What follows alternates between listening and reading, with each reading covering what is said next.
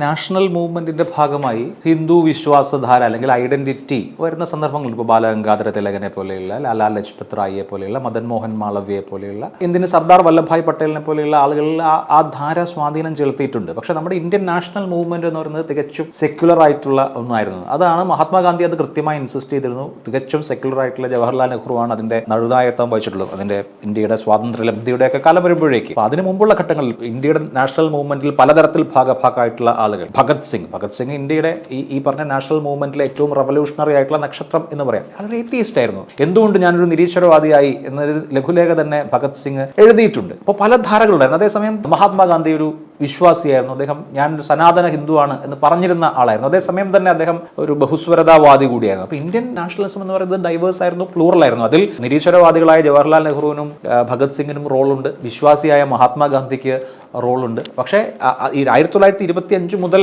വരുന്ന ഈ ഹിന്ദുത്വ ധാര പക്ഷേ ഒരു ഘട്ടത്തിലും നാഷണൽ മൂവ്മെന്റിന് അനുകൂലമായി നിന്നിട്ടേയില്ല എന്നുള്ളതാണ്. എന്ന് പറഞ്ഞാൽ സ്വാതന്ത്ര്യ സമരത്തിന് അനുകൂലമായി നിന്നിട്ടില്ല എന്നുള്ളതൊരു ചരിത്ര വസ്തുതയാണ്. അത് പല ഘട്ടങ്ങളിൽ അവരെ അങ്ങനെ പേഴ്സുവേഡ് ചെയ്യാൻ ശ്രമിച്ച ഘട്ടങ്ങളിൽ പോലും അങ്ങനെ ഉണ്ടായിട്ടില്ല എന്നുള്ളതും വസ്തുതയാണ്. അതൊക്കെ ചരിത്രത്തിന്റെ ഭാഗമാണ്.